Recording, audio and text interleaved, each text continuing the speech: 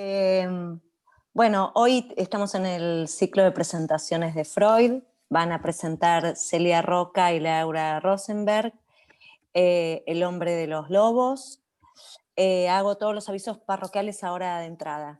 Tenemos el viernes próximo, los invitamos a las charlas del CEP. Era los vínculos en la era de En la era de la de la virtualidad. Este virtualidad. viernes 19:30, el viernes que es 5, no sé qué cae, el viernes.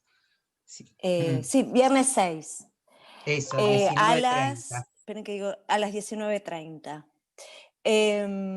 Supongo que les debe haber llegado dentro con las invitaciones, seguramente igual Daniel vuelva a enviarlo. El sábado tenemos la reunión del ciclo de niños que presenta Graciela. El título es El síntoma en la infancia. Y el 30 de noviembre hacemos nuestras jornadas. Están invitados a participar. El que quiera hacer alguna presentación, es necesario que se inscriban a través del mail. Son presentaciones de 5 minutos. Es el lunes 30 de noviembre a las 9 de la mañana, de 9 a 11. Y los primeros 15 que se inscriban son los trabajos que serán presentados, porque queremos dejar tiempo para la puesta en común. Bueno, no sé si arranca Celia o Laura, sí. ¿cuál de las dos? Arranco yo.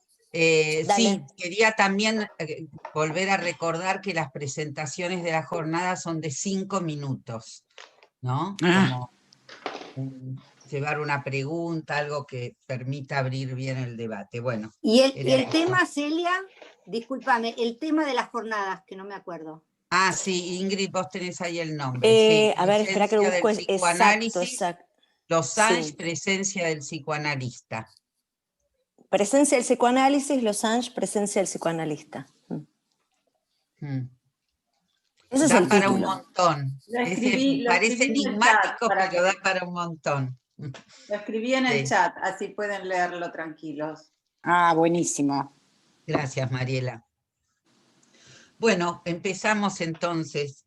Más bien retomamos porque proseguimos hoy con el historial de Freud, Historia de una neurosis infantil, que es el del hombre de los lobos, que, bueno, el mes pasado hicieron la presentación Patricia Mariscotti y Mariela Huesca, iniciando con este caso, que hoy le vamos a dar la segunda y última vuelta. Bueno, hay que decir que Vueltas merece mucho porque es un caso muy complejo el que Freud presenta, donde él justamente lo va abordando y va una y otra vez dando vueltas alrededor de las cuestiones que ha ido planteando. Por eso es así complejo, no tiene una linealidad pareja, sino que él vuelve una y otra vez. Es el de 1914, fue cuando atendió al hombre de los lobos, y es el último de los grandes historiales de Freud, ¿no? Bueno, como saben y ya se comentó, en realidad es un paciente adulto y digamos, en el análisis de este paciente, lo que Freud describe es lo que construyó de la neurosis infantil, desde muy pequeño hasta que se transcurrió desde, digamos, el año y medio hasta los 10 años. Yo voy a retomar a partir del apartado 5, la neurosis obsesiva, y bueno, voy a tomar eso y el siguiente, y luego Laura va a tomar el resto del caso. En justamente se llama así el apartado 6 porque es cuando Freud va a tomar la cuestión de la eclosión de la neurosis obsesiva en el hombre de los lobos, ¿no? que empieza justamente marcando Freud las distintas épocas de la neurosis infantil. Primero ubica la prehistoria, un nombre significativo llamarlo prehistoria, lo que no tiene escritura, hasta la seducción a los 3 años y cuarto. En ese lapso está la escena primordial, que Freud ubica al 1 año y medio, aunque deja en suspenso si se trata de algo realmente acontecido o no, que eso fue un tema que trabajamos la vez pasada. Bueno, luego, segundo, la época de la alteración del carácter hasta el sueño de angustia, el sueño de los lobos, que marca todo este historial a los 4 años, el día anterior a su cumpleaños, que era en Navidad. Luego viene después, y como efecto del sueño de angustia, la zoofobia, la fobia al lobo, y luego aparece la neurosis obsesiva cuando la madre lo introduce en la religión, ¿no? Y aparece esta época que Freud llama acá en la traducción de Amorortu la época beata, y acompañada de síntomas obsesivos. Esto es un poco la secuencia para recordarles un poco cómo es la secuencia que va a marcar Freud, ¿no? Va obviamente a ubicar algunas cuestiones en este tiempo, como que él comenzó con esta introducción a la religión hecha por su madre, con una crítica racionalista de la religión, pero luego rápidamente aparecieron otras cuestiones más sintomáticas, como empezar a preguntarle a la ñaña si Cristo había tenido trasero, por ejemplo, ¿no? O si había defecado. Y recuerda también Freud acá que después que fue, digamos, rechazado por la ñaña, cuando él con su quehacer, como llama Freud, genital incipiente, su vida sexual se había orientado, había hecho un camino regrediente hacia el sadismo. Entonces torturaba animalitos, o fantaseaba que azotaban caballos, ¿no? Bueno, y ubica así este tiempo y ubica también la cuestión de lo que produjo el sueño, ¿no? Que el deseo de ser satisfecho sexualmente por el padre implicaba la castración, y eso lleva a una regresión a lo anal sádico, ¿no? La relación con el padre y la meta sexual de recibir un correctivo de él habría debido llevar a la meta siguiente, la de ser poseído sexualmente por el padre. Acá aparece toda la cuestión del fantasma, ¿no?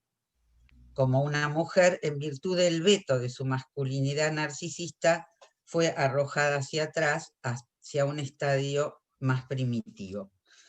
Y escindida por desplazamiento a un sustituto del padre como angustia de ser comido por el lobo. Bueno, esto es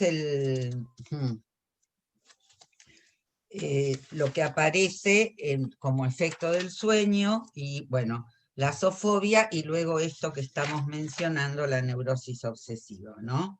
Que iba acompañado la religiosidad con pensamientos obsesivos degradantes.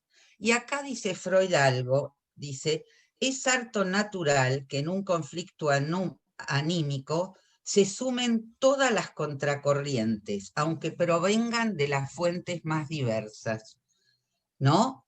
Que se sumen todas las contracorrientes. Este es un punto que yo voy a retomar después, porque Freud insiste en distintos momentos del historial de la coexistencia de las distintas corrientes y de los distintos tiempos, que no hay una superación y un pasaje a lo nuevo sin que coexista algo de aquello que que fue como aparentemente dejado de lado. Este es un eje en el que Freud va a insistir, no solo en relación puntualmente al hombre de los lobos, como una característica que podemos encontrar en general, ¿no?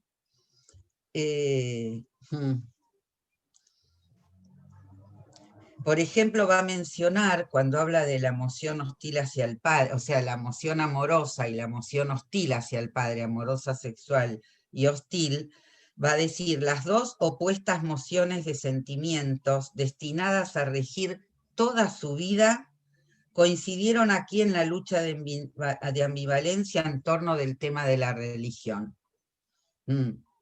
Lo que de esa lucha resultó como síntoma, las ideas blasfemas, ¿no? La compulsión que lo obligaba a pensar Dios porquería, Dios cochino, fue también por ende un genuino resultado de compromiso.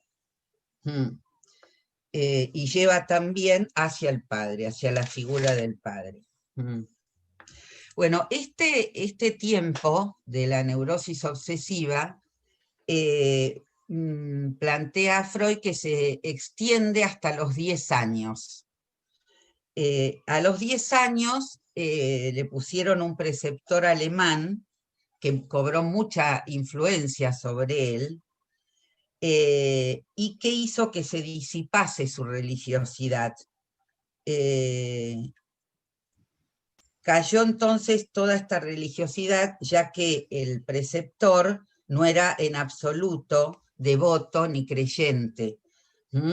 Entonces cae su religiosidad junto con la dependencia del padre, que ahora es relevado por un padre nuevo y más accesible, que sería este preceptor, ¿no?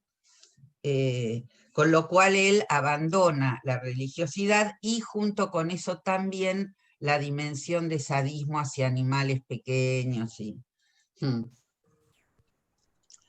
Esta es toda una dimensión donde, bueno, en ese tiempo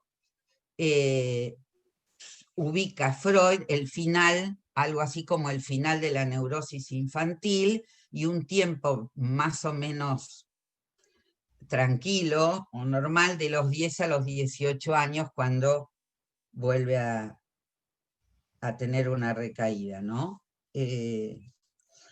Vuelve a insistir acá Freud sobre este punto que les decía, que a pesar de que a los 10 años desaparece toda esta sintomatología, dice Freud, sería un error suponer que tras la cancelación de los síntomas obsesivos no quedaron como secuela efectos permanentes de la neurosis obsesiva. O sea, plantea ya no sintomáticos, sino efectos permanentes. No sé si eso lo podríamos ubicar del lado del carácter. El proceso había, de ambos factores resultaron desventajas permanentes. Desde esta primera gran derrota, el quehacer intelectual quedó gravemente dañado. La represión de la homosexualidad hiperintensa, represión sobrevenida en el curso de aquel sueño angustioso, reservó esa sustantiva moción para lo inconsciente. Así, la sustrajo de todas las sublimaciones que de ordinario se ofrecen a ella. Por eso al paciente le faltaron todos los intereses sociales que dan contenido a la vida.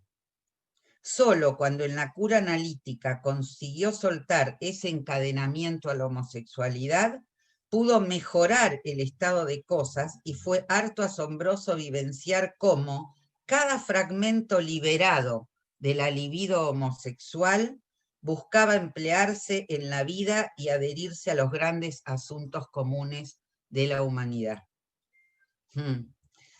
Es curioso cómo Freud plantea justamente que poder liberar la emoción homosexual era lo que permitía, digamos, allí emplearse sublimatoriamente en en la vida de este hombre, ¿no? Esto, solo un comentario lateral, pero esto muestra hasta qué punto Freud no objetaba la homosexualidad, sino la consideraba como el flujo de donde podía surgir toda esta dimensión. Bueno, hasta aquí una dimensión de la neurosis obsesiva. En el siguiente apartado, que es el 7, que se llama erotismo anal y complejo de castración, va a tomar la cuestión del obsesivo y de la, digamos, de toda esta dimensión sadicoanal y anal, en otra, lo que él llama la constitución, que está también en Freud muy presente acá, la dimensión constitucional, a la que él le da un lugar ciertamente importante, ¿no? Que toda esta neurosis obsesiva surgió sobre el terreno de una constitución sádico-anal. Pero la va a tomar ahora en otro plano y va a comenzar ubicando la cuestión de la relación del erotismo anal en relación al tratamiento del dinero. Y va a plantear, bueno, como lo que ya sabemos, que el interés psíquico que correspondía originariamente a la caca es desplazado a la cuestión del dinero, ¿no? Y ahí va a ubicar que nuestro paciente, en su neurosis posterior adulta, la relación con el dinero estaba particularmente complicada, ¿no? Era un hombre muy rico, pero tenía un manejo muy, muy difícil de ubicar en relación al dinero. Primero se estimaba como que era su gran valor, pero por otro lado no, digamos, muy difícil el manejo con el dinero. Y había habido, sí, dos cuestiones, digamos, que Freud subraya puntualmente, que es que cuando muere la hermana, que se suicida, y que tenían en ese momento una relación muy cercana, él lo primero que se le aparece es el pensamiento de que ahora no necesita compartir con ella la herencia, ¿no? Y que era muy notable cómo él, con absoluta calma, decía eso, sin que aparentemente surgiera ninguna dimensión de culpa por ese pensamiento, ¿no? Tal es así que Freud en un momento, no en este apartado, en uno anterior, esto lo hace dudar del diagnóstico de neurosis. No poder ubicar nada de ese orden del duelo, de la culpa, hasta que finalmente puede ubicarlo en que ese duelo estaba desplazado a un poeta que la hermana solía leer, y en un momento que él va a la tumba de ese poeta, llora desconsoladamente, y además tiene un fallido, equivoca que la hermana se pegó un tiro cuando en realidad la hermana se había envenenado y el que se había pegado el tiro era el poeta, ¿no? Se aparece ahí, pero me detengo un poquito en esto para ubicar cómo iba Freud ubicando las cuestiones para el diagnóstico también, ¿no? Y luego también con su madre, cuando muere el padre, a quien si bien él conscientemente reconocía que la madre era muy justa con la cuestión del dinero y el manejo que eran ellos dos los únicos herederos, cada vez que se encontraba con ella le hacía amargos reproches de que a ella solo le interesaba el dinero, bueno, sintomáticamente. Ubica, bueno, estos puntos, sobre todo en relación a duelos, ¿no? Tanto de la hermana como del padre. Y luego va a introducir la cuestión de las heces, ¿no? Bueno, él va a pasar a las perturbaciones intestinales. Yo quiero ver el tiempo porque me parece que voy a tener que apurar un poco. porque si no quiero llegar a una parte que me resulta particularmente importante, así que esto voy a saltear un poquito. Va a hablar de las cuestiones intestinales, de que su función intestinal estuvo siempre alterada, no podía defecar en forma espontánea, que a lo largo de todo el tratamiento con Freud esto le aconteció. Ahí hay una intervención que sería muy interesante poder charlar, pero quiero pasar ahora a otra, que es que Freud le interviene prometiéndole, dice, le prometí al paciente el pleno restablecimiento de su actividad intestinal, y mediante esta declaración conseguí que su incredulidad se expresara francamente. Tuve luego la satisfacción de ver disiparse su duda cuando el intestino empezó a entrometerse en el trabajo, y en el curso de unas pocas semanas recobró su función normal, durante tanto tiempo menoscabada. Bueno, este es todo un tema, esa intervención de Freud, para sacar de la duda y activar algo del análisis. Y bueno, lo dejo como para... Bueno, va a ubicar ahí la identificación con la madre, también hay muchas cuestiones interesantes, pero como estoy ya, quería retomar ahora esto que les comentaba de cómo Freud mantiene la coexistencia de las distintas corrientes. Y quería luego leerles algo de Lacan, del comentario, de la respuesta a Jean Hippolyte, porque me parece que allá hay una diferencia interesante de debatir. Bueno, perdón, porque voy, bueno, va a tomar acá Freud la posición del paciente respecto de la castración, ¿no? Y dice, nos ha devenido notoria la inicial toma de posición de nuestro paciente frente al problema de la castración. La desestimó, usa esa palabra en amor rortu, y se atuvo al punto de vista del comercio por el ano.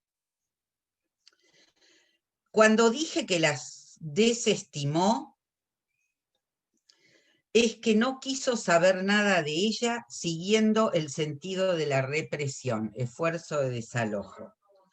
Con ello, en verdad, no se había pronunciado ningún juicio sobre su existencia. Recuerden que esto es muy anterior al artículo de la negación, donde Freud va a hablar del juicio de atribución y de existencia. Bueno, no se había pronunciado ningún juicio sobre su existencia, pero era como si ella no existiera. Ahora bien, esa actitud no puede ser la definitiva, ni siquiera podía seguir siéndolo en los años de su neurosis infantil.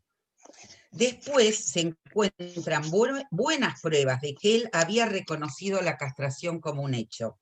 Se había comportado también en este punto como era característico de su naturaleza, lo cual nos dificulta muchísimo la exposición como la empatía.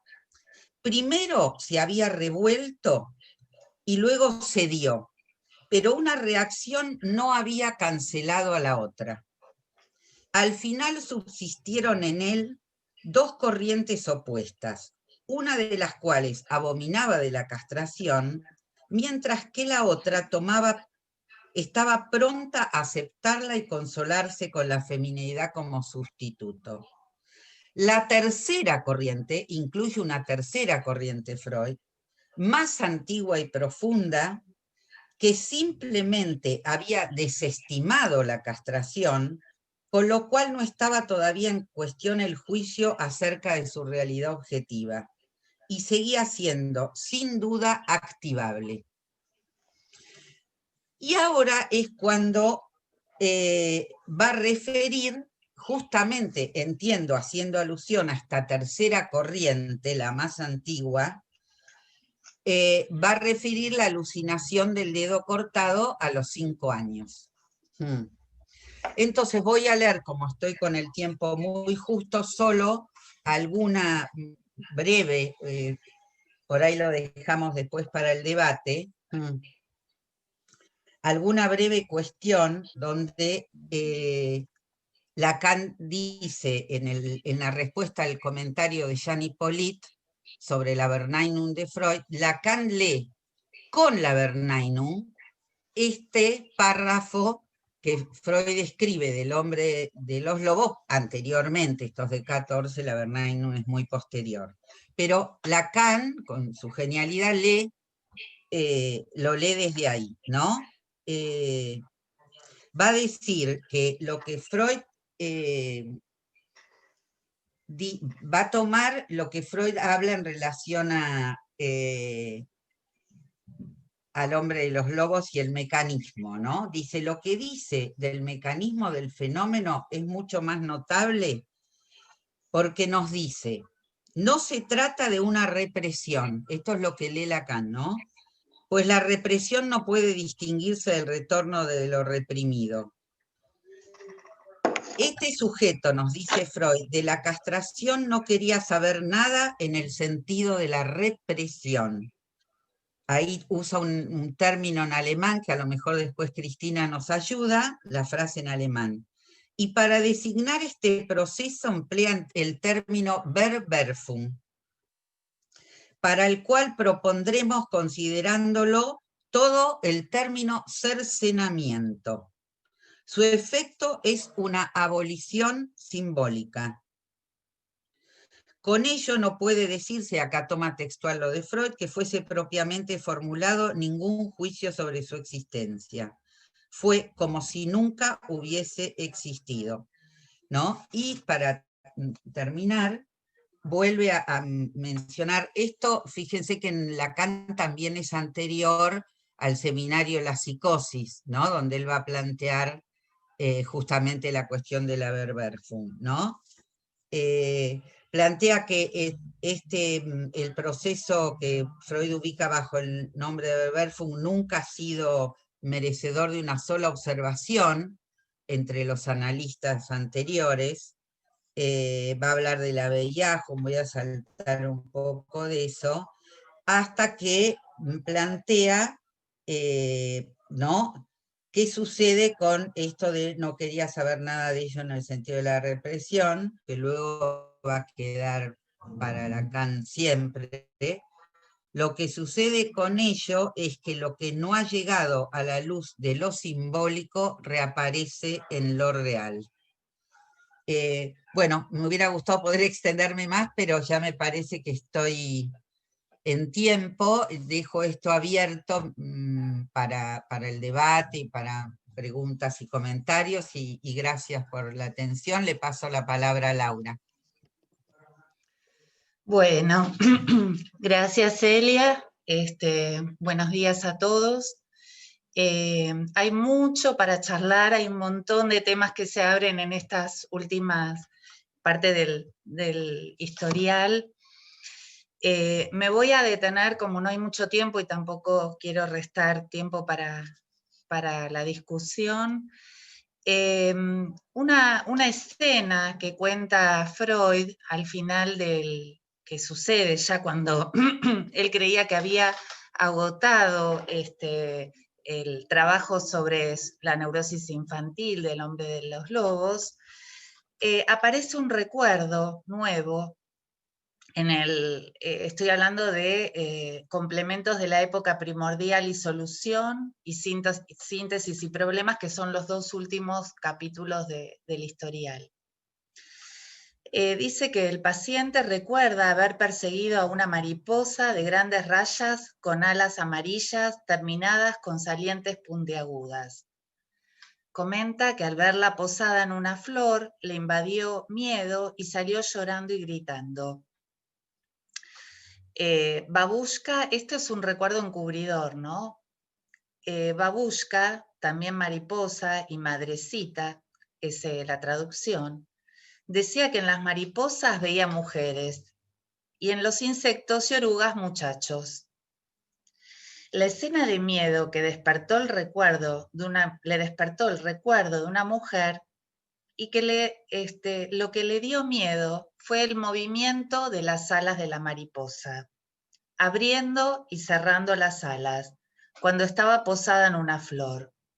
Esto era asimilable al movimiento de la mujer al abrir las piernas formando una V, como el 5 del número romanos, hora que además Freud dice caracterizaba momentos depresivos del paciente, las 5 de la tarde. Recuerda un tiempo después que antes de la chacha hubo otra niñera que le quería mucho y con el mismo nombre que su mamá. Esta idea de que era el mismo nombre que su mamá después lo rectificó, no se llamaban iguales, pero el nombre surgió recordando una habitación en un piso alto, en un almacén de frutas, había peras con cáscaras con rayas amarillas. Pera, esto les quiero contar que Freud le gusta hacer mención a que este recuerdo volvió en el paciente sin ninguna como sugestión o apuro de Freud porque esto aparezca, como que fue apareciendo, asociando libremente su paciente, y esto es algo que Freud comenta como valioso. Pera, en alemán es Grulla, es un recuerdo encubridor acerca de que la mariposa encubre el nombre de Grushka, que era la niñera previa a la chacha. También recuerda que a los 2 años y medio, esta niñera, Grushka, estaba arrodillada en el suelo, teniendo un balde con agua y una escoba de sarmientos, unas ramas de unas plantas, estaba fregando y reprendiendo o burlando al niño. Él había orinado frente a ella y le dirigió una amenaza de castración. A él le despertó vergüenza la micción y Freud deduce que Grulla está en una posición semejante a la mamá de él en el coito, que esta escena fue activada y aparece este recuerdo. Apareció en él la excitación sexual cuando ve a esta mujer fregando y se condujo con la criada como en la escena primaria el padre se había conducido, la actividad que el niño interpreta que el padre había tenido era semejante a una micción. Grulla respondió con la amenaza como si hubiera entendido que había algo sexual en esa micción. Y por eso respondió con esta amenaza. Lo interpretó como un intento de seducción del niño. A los 18 años, hay enamoramientos obsesivos con campesinas y aparece una gonorrea, ¿sí? Causa incidental de la neurosis posterior. También había otra mujer, de la que esta es matrona, la llama así Freud, ¿no? Dice que se llama matrona. Pero había otras mujeres de las cuales se enamora, por ejemplo, dice que había una, ¿cómo se llama? Lavandera, una mujer que estaba lavando la ropa, y se enamoró sin verle la cara. Solo se enamoró viéndola agachada haciendo esta actividad. Esta vergüenza entonces vuelve a aparecer y aparece un comentario de Freud respecto a la necesidad de rebajar los objetos amorosos. Una idea podría ser que ese rebajamiento sea una reacción frente a la superioridad de la hermana. Esta escena con Grulla aparece para Freud confirmada por un sueño que tiene. Y dice, soñé que un hombre le arrancaba las alas a la Espe, esa con cuerpo con rayas amarillas y con aguijonazos dolorosos. Freud le dice, usted debe referirse a huésped, avispa, o sea, con doble B, con rayas amarillas. Freud dice que el paciente que aprovecha el desconocimiento del idioma para encubrir fallidos, ¿no? Y él le dice, creía que era espe. Espe soy yo, SP es el nombre de las iniciales de su nombre. Espe es una avispa mutilada. Con Grulla dice que aparece el primer efecto Freud de la escena primaria. Hay una reproducción pasiva, una reproducción de la posición masculina con el padre. La seducción de la hermana lo lleva a una pasividad, pero que ya estaba allí esa pasividad en la escena primaria donde él es testigo de eso. Acá aparece muy clara la articulación con el miedo a la castración, que después Freud va a trabajar mucho en inhibición, síntoma y angustia respecto a este historial. ¿Sí? Como el miedo a la castración, al llegar a la etapa fálica, donde aparece el sueño de angustia de los lobos, hay una interpretación acerca de lo que había pasado que en la escena primaria, que a Freud lo vectoriza a hablar de el miedo a la castración como motor de la represión, ¿sí?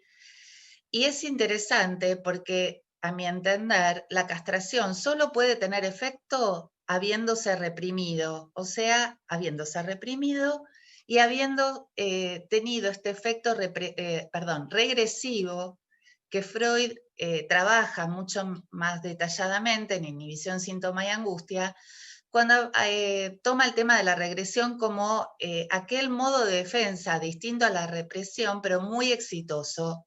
Y se pregunta ahí si es realmente un cambio de forma de hablar o un rebajamiento real en el ello de lo pulsional. Se decide por esta última idea, pero lo interesante es que aparece el miedo a la castración modulado como el miedo a ser devorado por el lobo. Digo esto porque no hay inscripción de la castración, sino es por alguna articulación o inscripción inconsciente de esto que aparece recién en la etapa fálica. Entonces, acá lo introduce y en Inhibición, Síntoma y Angustia se dedica a trabajar esto con mucha precisión. Para Freud, el miedo a la castración se ve reflejado en este miedo a la mariposa y al lobo. Es posterior a la escena con Grulla, y acá Freud empieza a pensar esta realidad o no de las escenas primarias, que empieza a introducir el tema de la fantasía, lo filogenético. Habla de que hay que usar lo filogenético como un recurso cuando se agota la posibilidad de entender la historia individual. Y acá yo tomé un texto de un amigo mío que se llama Edgardo Aimovich, que está en una conjetural número 14, sobre los límites del análisis. Él toma las fantasías originarias y dice que en El hombre de los lobos es muy interesante porque Freud ya sabía que la sexualidad adulta se explica por la sexualidad infantil, pero que lo que no sabía y que en este historial aparece para él como algo novedoso, es que el saber sobre la sexualidad infantil tiene un límite. Que hay un límite al saber que Freud en todo su recorrido ubica como el ombligo del sueño, el punto imposible de conocer, que también se maneja en relación a esto cuando habla de construcciones en el análisis, ¿sí? Que lo que aparece como no sabido es lo que decanta de todo lo que Freud intenta acá articular como la interpretación que hace en la etapa fálica a través del sueño de angustia respecto a la escena primaria. Hay algo que se interpreta, pero hay algo que queda como resto no interpretable. Es un modo de llamar a la castración como el modo de hablar de la imposibilidad de saber acerca de la diferencia de los sexos. Acá articula entonces que lo filogenético hace todo un desarrollo, recomiendo su lectura, está en internet, las conjeturales, esta es la 14, es interesante porque dice, lo filogenético es un modo de hablar del nódulo de lo inconsciente. de aquello reprimido primario que hace agujero al saber, que hay una verdad que aparece como verdad de los pueblos, verdad filogenética, que viene al lugar de lo imposible, de lo que podríamos llamar reprimido primario, lo que no retorna, lo que del sueño de angustia no retorna acerca de ese agujero en el saber. También ahí se apela a ubicar algo de las protofantasías o las fantasías de seducción, de castración, pero no como algo que recubra ese agujero, sino como algo que ubica esos bordes de no saber. ¿Sí? En todo caso, después lo podemos retomar, pero a mí me pareció que valía la pena comentarles esto. Por último, hay un comentario más respecto a la neurosis infantil, que Freud habla respecto a la anorexia, llamada anorexia, no sabemos muy bien, pero era trastornos en la alimentación, él no quería comer, el paciente, o solo quería comer algunas golosinas. Ahí lo asustan diciéndole que se puede morir, ya de hecho había tenido una enfermedad, parece, a los 3 años y le habían hecho ya una mortaja y le dicen eso cruelmente los padres para que coma, y bueno, parece que surte efecto eso. Pero Freud dice, bueno, que esta negativa a comer era un primer acceso de neurosis, más la fobia al lobo, más esta devoción obsesiva que comentó Celia. Estas son las enfermedades infantiles que luego de la pubertad él ubica un derrumbe neurótico y bueno, lo que después viene a continuación en la edad adulta cuando hay un primer acceso neurótico con la gonorrea que se contagia con esta criada, un objeto elegido respetando sus condiciones eróticas que hemos dicho, ¿no? Bueno, acá no sé si lo voy a poder transmitir bien, pero bueno, les sugiero la lectura de un texto muy antiguo de Leclerc. Seguramente lo conocen, se llama Psicoanalizar.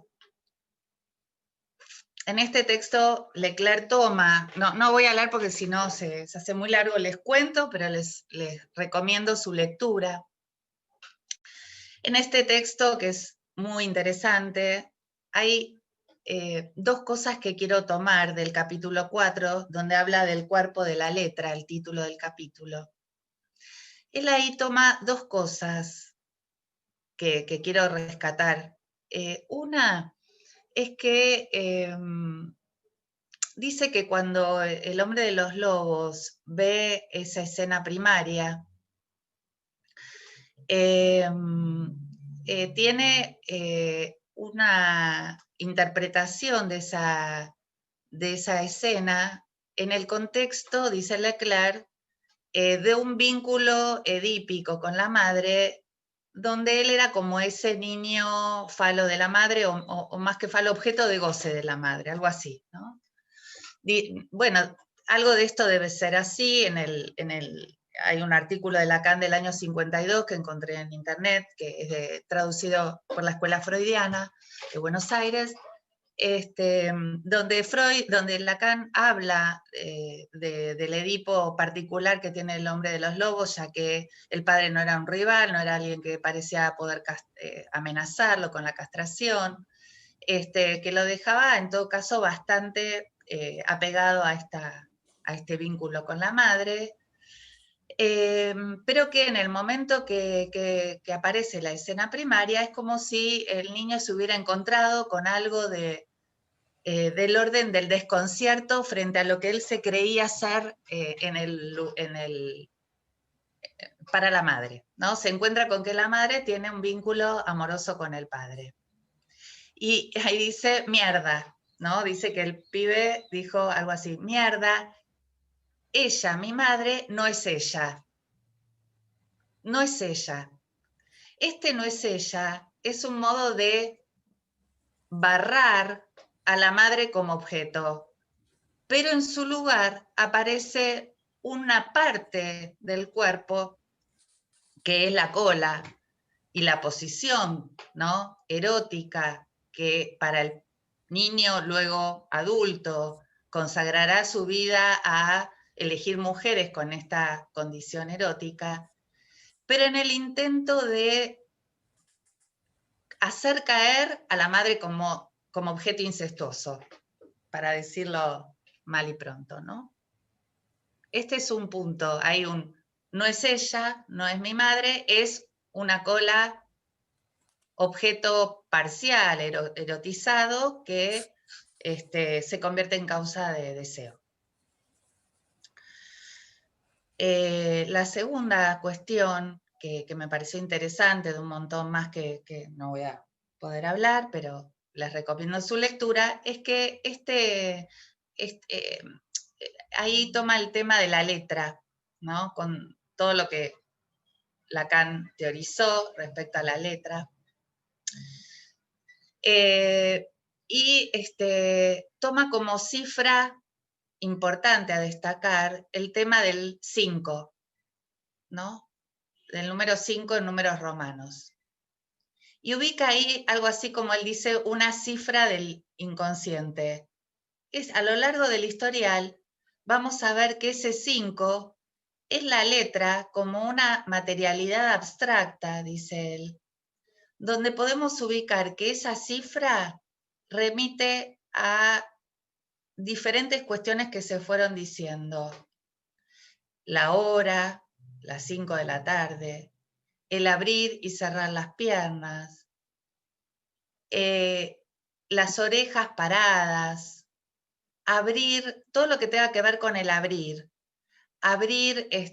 los ojos en la inmovilidad lo estático de los lobos, abrir los ojos en la escena.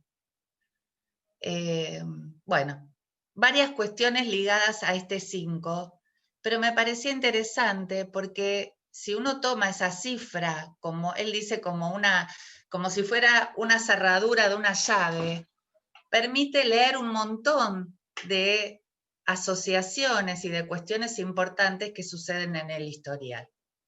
¿Sí? Léanlo, me parece que viene bien. Perdón, y una cosa más, es que en el sueño que tiene, donde él ubica algo de el lapsus de espe, y no sé cómo se pronuncia, huespe, falta una B o una W, ¿no? Ahí también hay una referencia a este 5, donde algo de él se ubica en esta cuestión ligada al nombre, ¿no? También es otro lugar donde aparece este 5. Bueno, hay un montón de cuestiones más. Como dijo muy bien Celia, esta coexistencia de distintas emociones eróticas, la central que Freud ubica es la represión de la posición femenina con el padre. Supongo que por pegan a un niño podemos pensar que no hay castración que se inscriba sin un pasaje por esta posición. Cosa que es importante articularla acá, con la regresión a ser devorado por el lobo, todo lo que trabajan en inhibición, síntoma y angustia. Pero lo interesante es que empieza a ubicar, a partir de la castración, la reacción angustiosa en el sueño de angustia respecto a la resignificación de su vida infantil de la escena primaria. La importancia que Freud le da a esa escena, podemos pensar que ahí salen identificaciones ligadas a lo masculino que se ve en esta seducción con grulla respecto a la micción y a la posición del padre, a lo que interpreta como el lugar del padre en esa escena. Pero básicamente ahí habla de la identificación femenina con la madre, que lo lleva al ser interpretada y angustiarse, a articular la castración como la premisa de que ocupar ese lugar femenino en relación al vínculo con el padre lo supondría ahí a él amenazado de castración. Por eso reprime esa posición femenina. Esa posición femenina es la reprimida por, Freud dice, por la virilidad narcisista de los genitales. Esa masculinidad así queda reprimida. Pero queda reprimida, o sea, totalmente presente de manera inconsciente. Y lo interesante, que Lacan también lo dice, es este concepto o esta idea de masculinidad, ¿no? Tiene una idea de masculinidad compensatoria, ¿sí? Donde Lacan trabaja, y Freud también, hay como una exageración en su vida adulta respecto a una posición, podríamos decir, como muy calentona del hombre de los lobos con las mujeres, donde no podía evitar sentirse llevado a un vínculo con las mujeres, pero donde hay una necesidad de una afirmación de la masculinidad como reivindicatoria, más del lado, Lacan dice, de una pareo, dice así como una planta, se tiene que plantar como macho para reprimir esta cuestión homosexual. Con lo cual, su vida amorosa, si bien es, heterosexual, pareciera que tan plantada en esta cosa narcisista, muy ligada a lo imaginario y al narcisismo, lo lleva a él a muchos desencuentros en la vida amorosa. Mucha insatisfacción, o sea, esto se articula con una posición reivindicativa de esto masculino cuando hay algo de lo homosexual tan reprimido. Por supuesto que en relación a esto, Lacan dice, esto no es masculino, sino una conservación del narcisismo. Y bueno, al final del historial, Freud vuelve con la relación al Padre, el tema de Dios y Cristo, la identificación con Cristo, como la posibilidad de, a través de esa historia religiosa, permitirse identificar con el Hijo sacrificado y el vínculo afectivo con el Padre en una posición pasiva, donde a través de esta cuestión religiosa puede sortear lo censurable que habría para él pensarse gozando de ese vínculo amoroso femenino con el padre.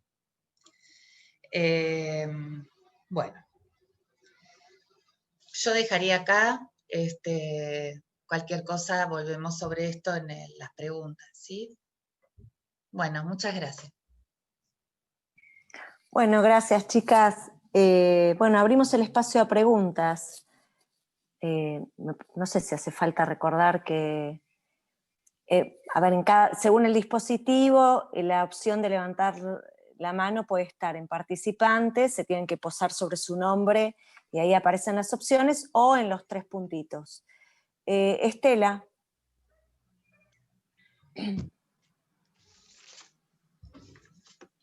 Está silenciada. Sí, ya. Bueno, buen día a todos nuevamente. A Celia y a Laura, un trabajo. La verdad que yo anoche cuando releí algunas cosas, pensaba qué difícil, cómo se las van a arreglar con esto. Así que bueno, se las arreglaron súper bien. Así que 2 cositas. Una es pedirle a Celia si puede comentar algo más acerca del cercenamiento, es decir, de esa repulsa, de la que habla Lacan, y en relación también al ejemplo de la alucinación del corte del dedo, ¿no? este tema entre la Verwerfung y la represión. La otra es una observación que encontré al pasar que me hizo pensar que acá o Freud está kleiniano o más bien que Melanie Klein había leído muy bien a Freud, y a veces cuando nos parecen que Melanie Klein estaba delirando totalmente, no lo está. Ahí en ese punto donde estábamos recién, si no me equivoco, pero al final, Freud dice que el sujeto desearía volver al vientre materno para un incesto con la madre, pero también con el padre, y volver a nacer. Pero más que volver a nacer, es un encuentro con el falo del padre que lo representará, pero con el cual también se satisfará y tendrá un niño. Entonces, quería comentarles, lo tengo acá escrito, que en el texto de Melanie Klein, Envidia y Gratitud, cuando habla de la fase depresiva, ahí Melanie Klein habla del complejo de Edipo temprano, bien temprano, como en el primer año de vida, ¿no? Después de los 6 meses, y dice que ese complejo de Edipo es positivo y negativo, lo mismo que dice acá Freud, y que justamente la fantasía del bebé es encontrarse en el antro materno con el codiciado pene del padre. En relación a algo que comentó la otra vez Gustavo acerca del falo, pensaba que en este texto Freud a veces habla de falo, por ejemplo, cuando habla de las equivalencias, heces, pene, niño, y otras veces habla del pene. Y Melanie Klein toma más bien el pene en estas observaciones, y que cuando habla del pene está hablando de la satisfacción, del goce. Cuando habla de lo simbólico está hablando del falo. Eso es lo que me parece a mí en relación al texto de Freud. Bueno, nada más, gracias. Sí, ¿vamos respondiendo? ¿O quieren hacer Sí, me más parece, preguntas? porque como hacemos un par de preguntas y después respondés, ¿qué preferís, Celia? Dale. Y sí, ¿no? Vanessa. Bueno. Hola, buen día. Bueno, Celia y Laura, gracias por la puntuación. Me resultó muy interesante, así que muchas gracias. Bueno, y brevemente, a ver, me interroga el tema de la angustia, del sueño de angustia, que Freud lee como angustia de castración, ¿no? Y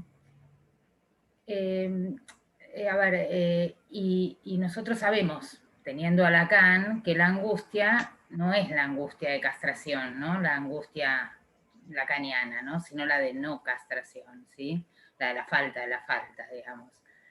Entonces, me pareció muy interesante en el material clínico entender una cosa, o creer entender una cosa, que es que ahí donde Freud lee que la angustia está en relación a la posición pasiva hacia el padre, angustia de castración, amenaza de castración, también queda dicho por Freud que es una posición que lo deja en el lugar de ser el objeto, ¿sí?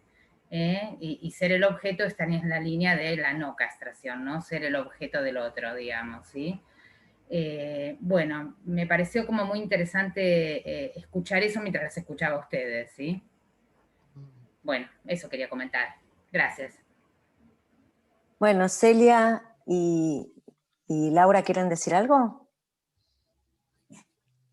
Bueno, sí, hay un montón. Gracias, Estela. Vanessa. Estela, lo que traes abre otra presentación, me parece súper interesante.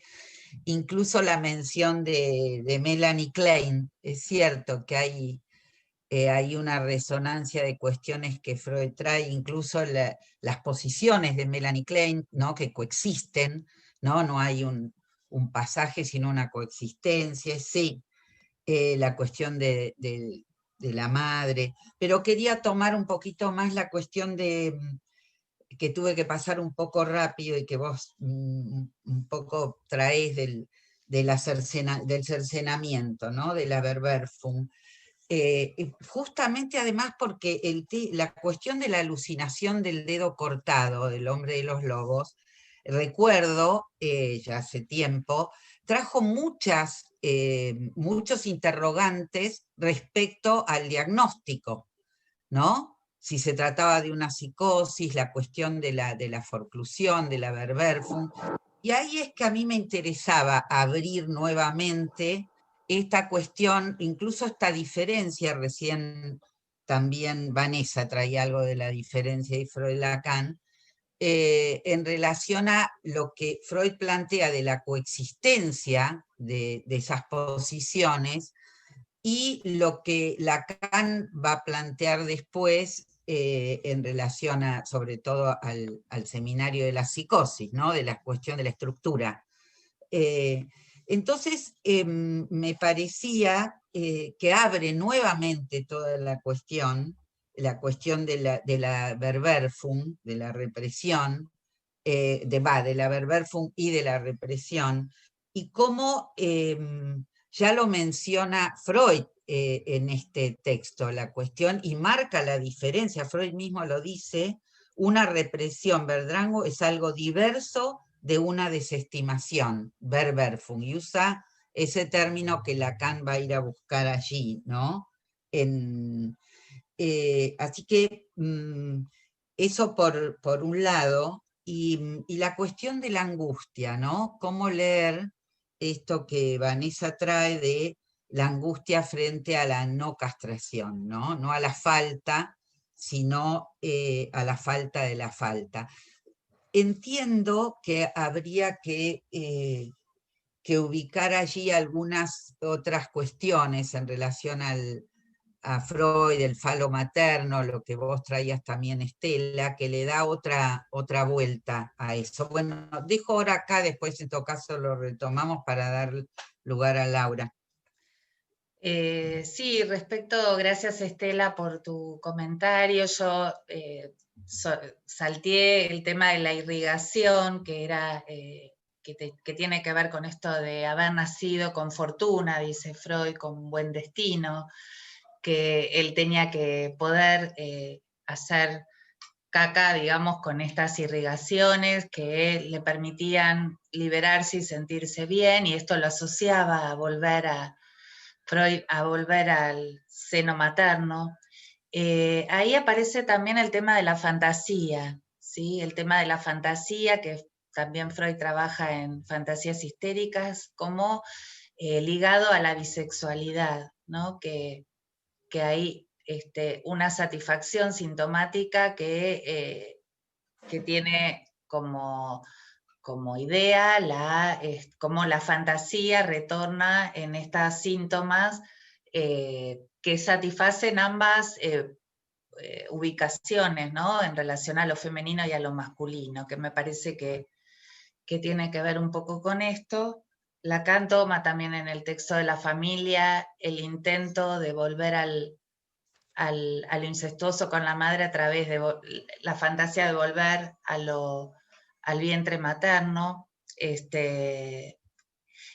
que se anuda un poco con esto de la castración, porque si bien Freud acá habla de angustia de castración, y la angustia ligada a la amenaza, también Freud insiste acá, acuerdo totalmente con lo que decís, Vanessa, por eso hice el comentario de Leclerc, del lugar de él como objeto para la madre, pero también Freud ubica la necesidad que él tiene de ser castigado porque hay algo de esto que el padre no le garantiza mucho al hombre de los lobos, ¿no? Como que la posición del padre en el Edipo no está bien perfilada para que él se corra de ese lugar de objeto de goce de la madre, digamos, ¿no? O sea, que la angustia también está aludida de alguna manera en el historial, solo que él no la teoriza en función a la falta la falta de castración, digamos, ¿no?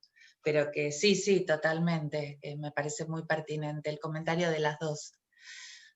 Pero bueno, sigamos trabajando otras preguntas y volvemos cualquier cosa sobre esto. Gustavo y después Graciela. Bueno, ¿se escucha? Sí. Sí, bueno. Tomé un montón de notas de cosas que fueron diciendo. Así que bueno, les agradezco a Laura y a Celia porque bueno, me hicieron repensar varias cosas. Ahora, por un lado uno puede pensar esto que desarrolló Laura, todo el trabajo con el significante, ¿no? En relación a la ESPE, la VESPE, la verdad que me pareció un hallazgo esto de la W, nunca lo había pensado, ¿no? Que son 2 B cortas, ¿no? Y que tienen que ver con el 5 y cómo se encadena eso, el nombre y todo. Todo eso hace pensar claramente en un paciente neurótico, ¿no? Es decir, todo el trabajo con el síntoma, con la asociación, la interpretación, la construcción del fantasma. Ahora, efectivamente, hay 2 lugares, al menos que yo encontré en Lacan, que Lacan afirma que el hombre de los lobos era psicótico. Uno es en el seminario 2, que estoy trabajando con un grupo justo, y entonces lo tengo muy a mano.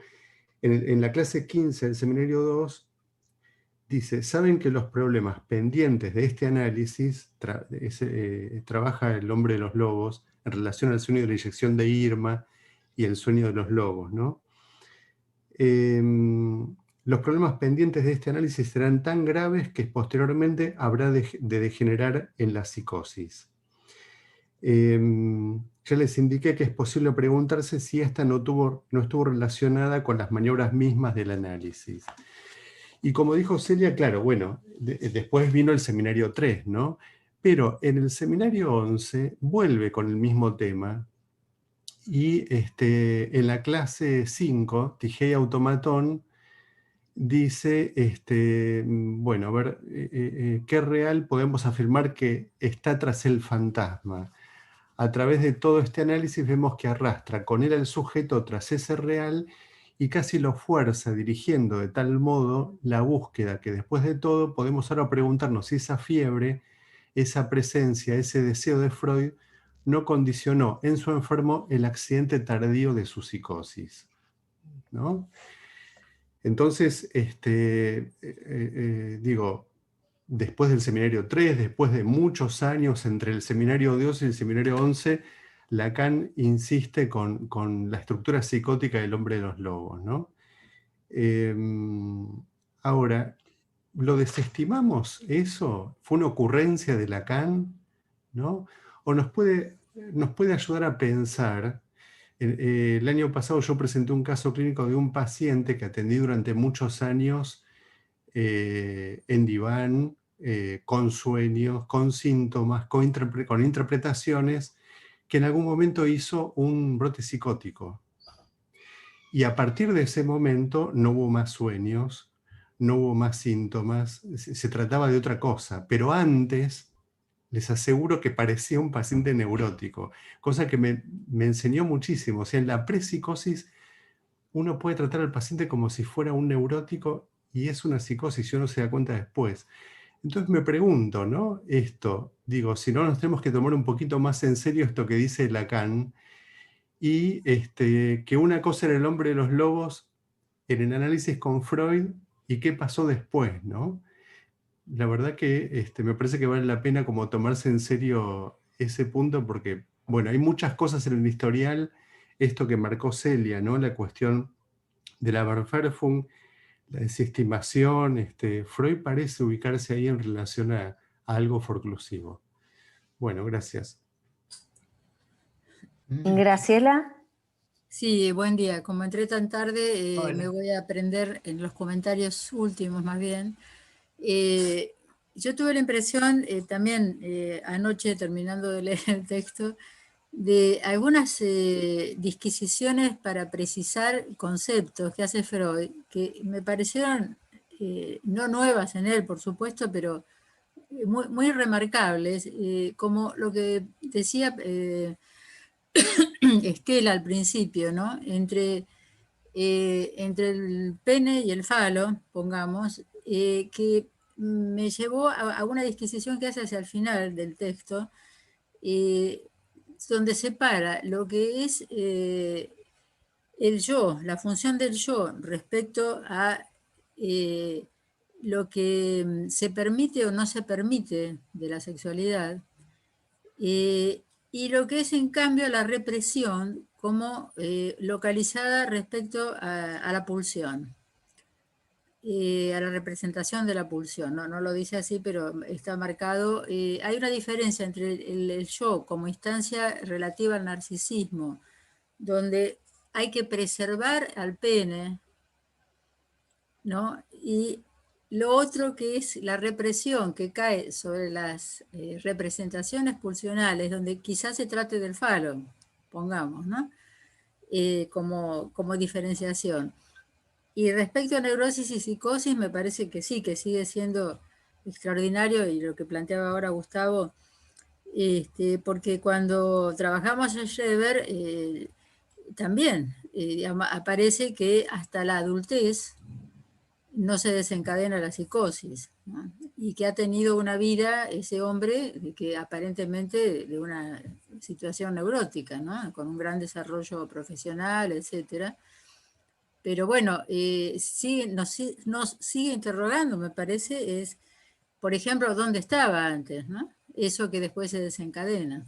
Bueno, muchas gracias, Sí. sobre todo por las ayudas que recibí técnicamente. Sí. Celia Yo y Laura, eso. No, yo sí, quería... Laura. Perdón. No, ¿Querés vos, decir? Laura. No. No, yo también pensaba, porque a mí me interesa muchísimo este tema de muchas neurosis obsesivas que tienen momentos de desestructuración. Creo que el fantasma por momentos puede, así como hay locuras histéricas, creo que hay locuras obsesivas, que si bien el paciente que vos contás devino en una psicosis, Gustavo, también hay pacientes neuróticos que era como desregulada la función fantasmática por un duelo, por algo que le interpela en relación a la sexualidad, y hay posibilidad de una, como volver a que el fantasma vuelva a ocupar su función, ¿no? Respecto al deseo. Pero bueno, sí es muy interesante porque también depende, en muchos casos, como si puede ser escuchado por un analista, como podemos ser nosotros, o si un paciente con estas características se vincula a un tratamiento psiquiátrico clásico y su diagnóstico también es prematuramente auspiciante de ser ubicado en el lado de la psicosis. Bueno, conozco casos, pero bueno, nada, es una inquietud. Celia, ¿querés decir algo? Sí, Está sí. Marité también.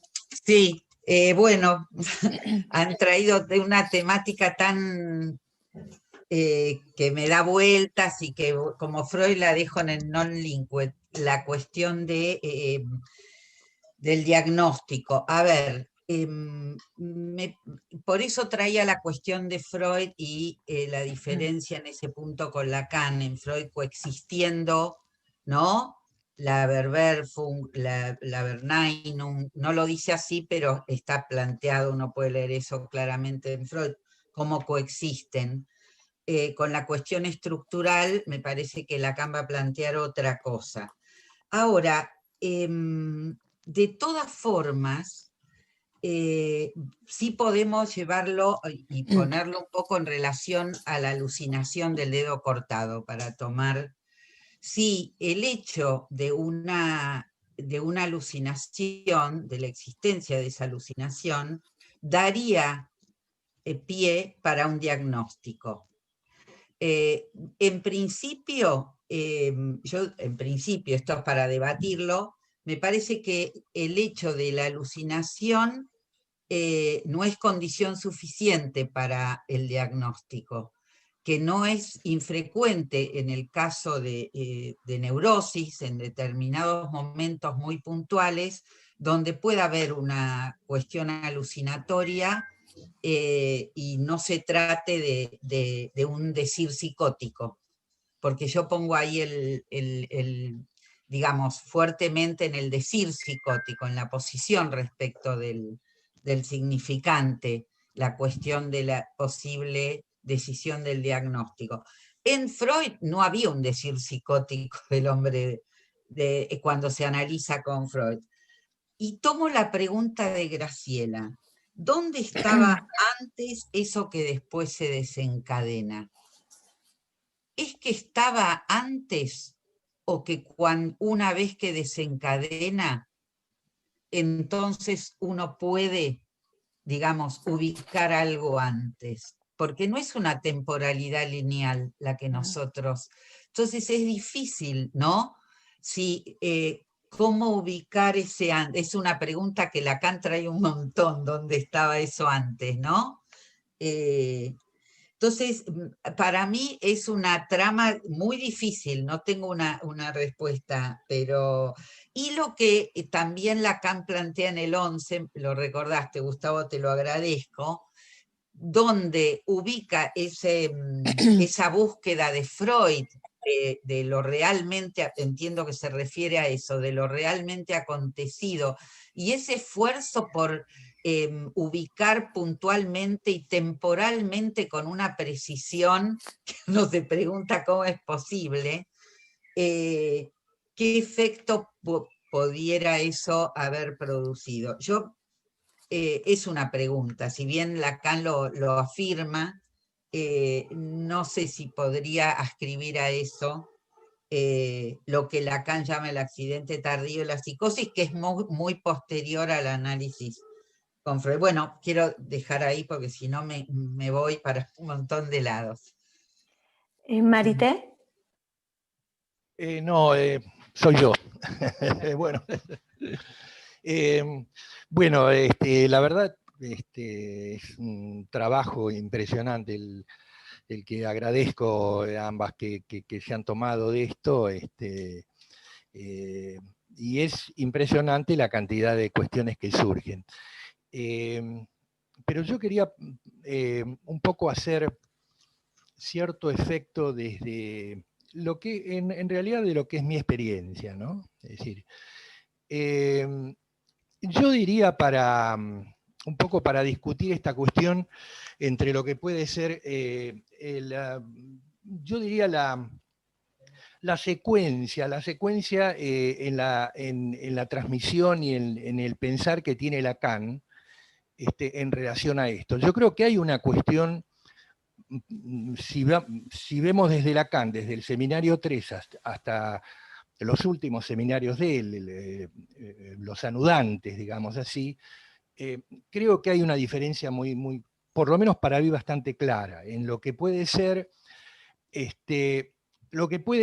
digamos, lo que me parece que hay que trabajar, y hay que trabajar, me parece teóricamente, entre lo que hay una diferencia entre lo que es no meramente la represión con Verwerfung, ¿no? Que desde ya está planteada esta cuestión, sino me parece que hay que trabajar, que es la última parte que plantea Lacan, en la posibilidad de trabajar sobre la diferencia entre Verwerfung y Forclusión del nombre del padre. Yo creo que en Joyce, por ejemplo, en Joyce el síntoma, ahí hay una cuestión a trabajar, me parece, porque Lacan, que estaba tan maravillado con lo que veía en este hombre, al cual, digamos, muchos lo pondrían por el lado de la psicosis, digamos, ¿no? A Joyce.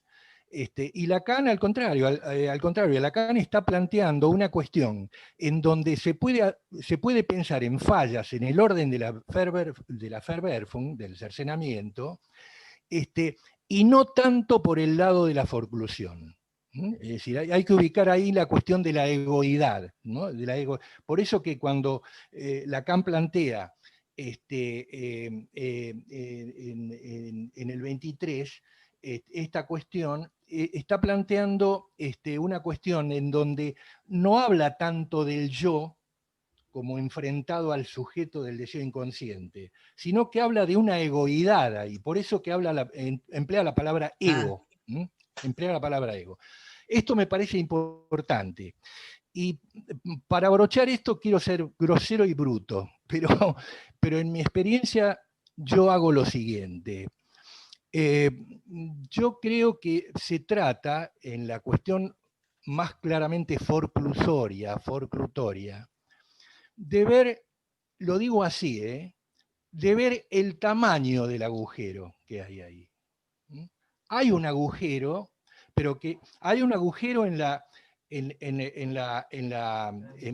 producción de lo simbólico, siempre lo simbólico es el agujero, pero una cosa es el agujero que estamos hablando en lo simbólico del neurótico vero, ¿no? Del neurótico vero, como cualquiera de nosotros, y lo que es ese agujero, pero ya como una anfractuosidad sería, ya como una falla, no como una falta en el orden significante, sino como una falla,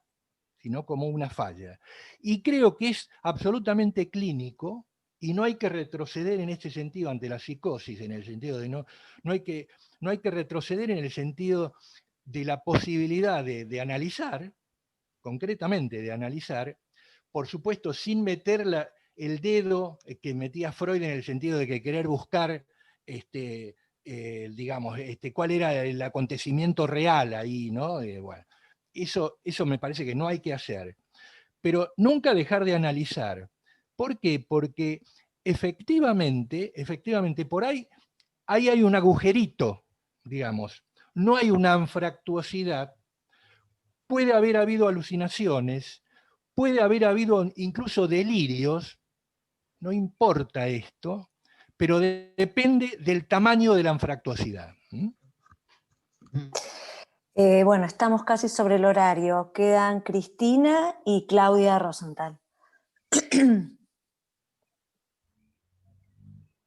Bueno, gracias Laura, gracias Celia. Retomando un poco lo último que dijo Osvaldo con respecto a la falla estructural, digamos, de una psicosis y a la falta, digamos, en el agujero simbólico, me parece que es interesante. A mí me parece que Freud no trabaja el concepto de Verwerfung como la trabaja Lacan en el sentido de la forclusión del nombre del padre. Entonces, y tampoco como concepto, digamos, sí trabaja como concepto la Verdrängung, pero la Verwerfung, y ahí yo quería poner este grito de arena respecto del idioma. El Fer es prefijo en alemán, que indica, digamos, muchísimas cosas, pero en el caso, para ser cortita, Ay, Cristina, lamentablemente se Verdrängung, escucha muy mal. exacerba el verbo. El Fer es prefijo, y el verbo... Bueno, Hola, entonces la Claudia. Si lo podés escribir, Cristina, eso. Claro, escribilo en el chat. Cristina, ¿lo podrás escribir? Sí, pero no en el chat porque es largo. Qué lástima. Bueno, Claudia. Hola. Bueno, se escucha, ¿no? Sí. Sí. No, pensaba en relación a esta pregunta sobre la psicosis, las cuestiones estas corporales del hombre de los lobos, esta cuestión con la mierda, digamos, que tapa el agujero, ¿no? Esta cuestión de la primera satisfacción que hay, que tiene que ver con el retener y el soltar, que estaba obstaculizada, ¿no? Como, digamos, no, y lo conectaba con lo que decía Osvaldo, como esto, como algo pleno que quiere tapar algo también, o no es que, digo, hay algo ahí excesivo de lo corporal que por ahí podría hacer pensar en la psicosis, y también esta cuestión del velo, que no sé cómo se escribe en alemán, pero también sería con B, una B, esta cuestión así, digamos, que me hace pensar en que podría dar algún indicio de psicosis. Bueno, eso. Bueno, ya estamos recontrapasados de horario. Celia y Laura, ¿quieren decir algo? Entonces breve. Sí, no, quería retomar un poquito esto último, bueno, tomar lo que traía Osvaldo, de esa diferenciación entre Verberbung y forclusión del nombre del padre, ¿no? Si habría algún otro orden de forclusión que no fuera del nombre del padre, cabría esa pregunta.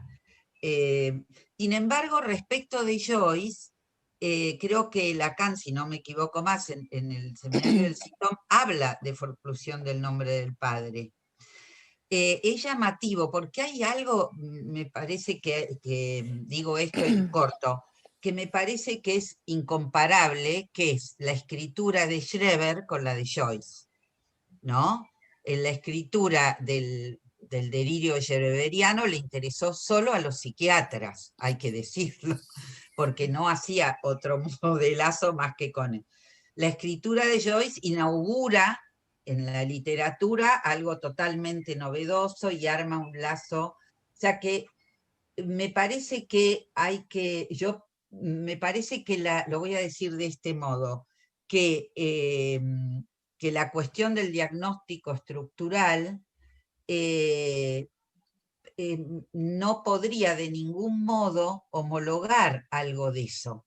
Me parece que el diagnóstico tiene que acompañar esa diferencia, ¿no? En relación a lo que son esas escrituras, que es ahí donde vamos a encontrar, bueno, eso, pero queda la pregunta planteada.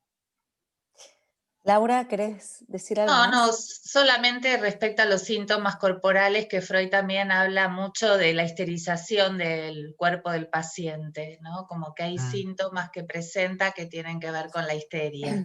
Pero bueno, nada, además del posible diagnóstico de psicosis, ¿no? Me parece que también está el borde entre histerización y bueno, algo del cuerpo tomado por el delirio o por la estructura psicótica. Bueno, gracias chicas, estuvo muy bueno. Gracias a usted. Pasamos los avisos. Gracias a todos, muchas gracias. Recordamos, el viernes es el encuentro del CEP a las 19:30. El título es Los vínculos en la era de la virtualidad. El sábado a las 10 de la mañana es el último encuentro de niños del año. Y el 30 de noviembre hacemos nuestras jornadas a las 9 de la mañana, donde están invitados a participar presentando algún trabajo, pregunta, comentario, o a participar en la puesta en común directamente. Bueno, nos vemos el viernes entonces. Gracias.